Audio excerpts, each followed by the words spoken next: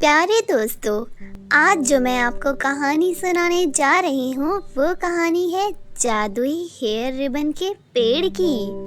तो चलिए शुरू करते हैं आज की कहानी। बहुत अरसा पहले की बात है। गोलकपुर नाम का एक छोटा सा गांव था जिसमें सानवी नाम की एक लड़की अपने माता पिता के साथ रहती थी। सानवी को पेड़ पौधों से बहुत लगाव था। वो हमेशा सुबह होते ही अपने बागीचे में पहुंच जाया करती थी और वहाँ सभी पौधों को पानी दिया करती थी। सानवी को पेड़ पौधों के साथ टाइम गुजारना बहुत पसंद था।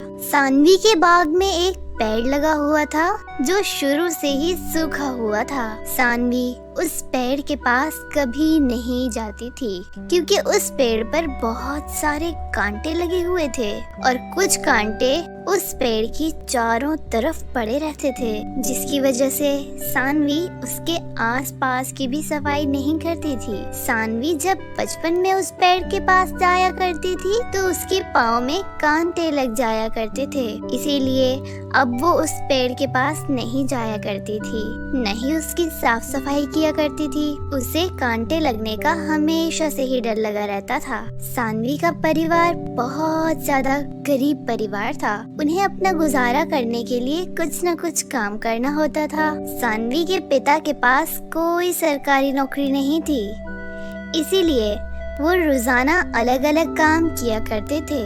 एक दिन सुबह सानवी बागीचे में जाती है और पौधों को पानी देती है। तभी सानवी को एक बूढ़ा आदमी दिखता है। सानवी उसके पास जाती है। बाबा जी, आप कुछ परेशान से लग रहे हैं, आप मुझे बताइए, मैं आपकी मदद कर सकती हूँ। बेटी, मैं बहुत परेशान हूँ, मुझे बहुत भूख लगी है, तुम मुझे खाने के लिए कुछ दे सकती हो क्या? हाँ, क्यों नहीं बाबा जी, आप मेरे साथ मेरे घर पर चलिए, मैं आपको खाना खिलाती हूँ। सानवी बूढ़े बाबा को अपने साथ अपने घर ले जाती है।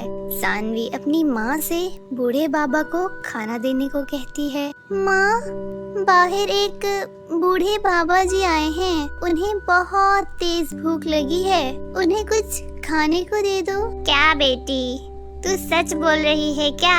हाँ माँ, मैं उनको अपने साथ ही लेकर आई हूँ। ऊपर वाले, ये क्या हो गया? हमारे घर तो कुछ खाने को भी नहीं है, अब हम उन्हें क्या खिलाएंगे? ये सुनकर सानवी बहुत परेशान हो जाती है और बाबा जी उनकी ये सब बातें सुन लेते हैं। सानवी वापस उस बाबा जी के पास जाती है। क्या हुआ बेटी, क्या घर में कुछ खाने को नहीं है? नहीं बाबा जी, ऐसी बात नहीं है। वो दरअसल मेरे पिता बाहर से कुछ खाने का सामान लेने गए हैं, वो बस थोड़ी ही देर में आते ही होंगे, तब तक आप थोड़ा आराम कर लीजिए। इतना कहकर सानवी अपने बागीचे में जाती है और वहाँ से कुछ सब्जियाँ तोड़कर अपनी माँ को देने के लिए चली जाती है। तभी सानवी की नजर उस सूखे पेड़ पर पड़ती है। काश तुम्हारे ऊपर भी सब्जियाँ लगी होती, तो मैं उन्हें तोड़कर बाबा जी को स्वादिष्ट खाना खिलाती।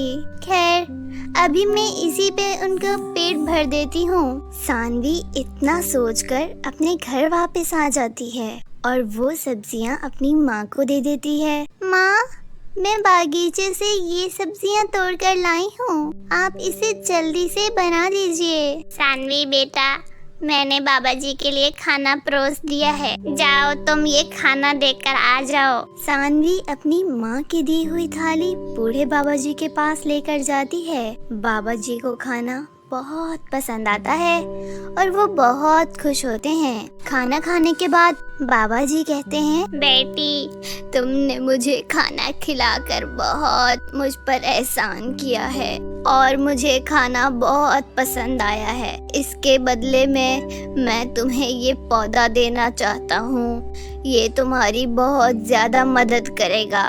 सानवी बाबा जी का दिया हुआ पौधा अपने पास रख लेती है और उसे अपने बागीचे में जाकर लगा देती है। सानवी अगले दिन अपने बागीचे में जाती है और वो देखती है कि पौधा तो बहुत तेजी से बढ़ रहा है। देखते ही देखते कुछ दिनों में पौधा एक पेड़ में बदल जाता है।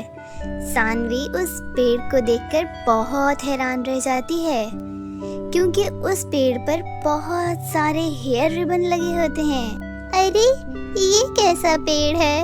इस पेड़ पर तो बहुत सारे हेयर रिबन लगे हुए हैं। लगता है ये कोई मामूली पेड़ नहीं बल्कि जादुई पेड़ है, वरना पेड़ पर कौन से रिबन लगते हैं? सानवी अगले दिन बागीचे में जाकर देखती है पेड़ के चारों तरफ और भी बहुत ज्यादा हेयर रिबन आ गए थे।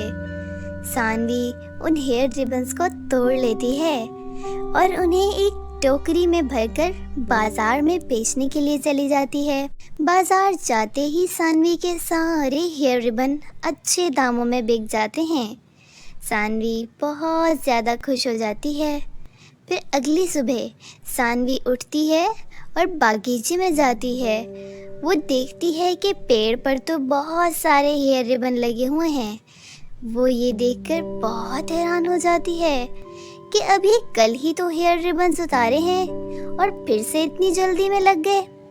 सानवी उन हेयर रिबन्स को फिर से तोड़ लेती है और उन्हें बाजार में जाकर बेच आती है और पहले की तरह उसके सारे के सारे हेयर रिबन्स बिक जाते हैं। वो सारे हेयर रिबन बेचकर घर वापस आ जाती है और उसके बाद वो सारी बात अपनी माँ को आकर बताती है। ये बात सुनकर सानवी की माँ भी बहुत हैरान हो जाती है। बेटी, अगर तुम सच कह रही हो तो ये तो वाकई में कोई जादुई पेड़ है। उस दिन के बाद सानवी अपने बागीचे में पौधों को पानी डालने जाती है। जब वो जादुई पेड़ को पानी डालती है तभी उस पेड़ से एक आवाज आती है। सानवी, अब तो तुम खुश हो ना? अब ये पेड़ तुम्हें हर रोज नए नए खूबसूरत हेयर रिबन देता रहेगा, जिसे तुम बाजार में बेचकर अपनी जिंदगी आसानी से गुजार सकती हो। अरे, आप बोल रहे हो? सानवी, तुमने जिस बाबा जी को खाना खिलाया था और बाबा जी ने बदले में एक पौधा दिया था, मैं उसी का जादुई पेड़ हूँ। मैं आपका और बाबा जी का दिल से धन्यवाद करती हूँ। इतने में वो बाबा जी भी आ जाते हैं। बेटी, इस पेड़ पर लगने वाले सारे के सारे हेयर रिबन्स तुम्हारे हैं। तुम्हें जब भी पैसों की ज़रूरत हो तो इस हेयर रिबन को आसानी से बाजार में जाकर बेच सकती हो। तुम्हारे ये सभी हेयर रिबन कुछ ही पल में बिक जाएंगे। ये सब जानने के बाद सानवी बहुत खुश हो जाती है और जाकर ये सारी बात अपनी माँ को बताती है।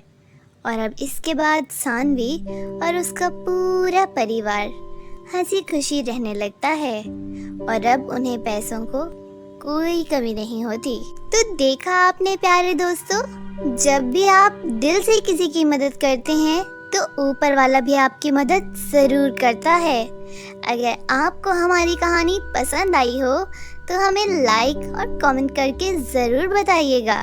तो दोस्तों, मिलते हैं अगली कहानी में।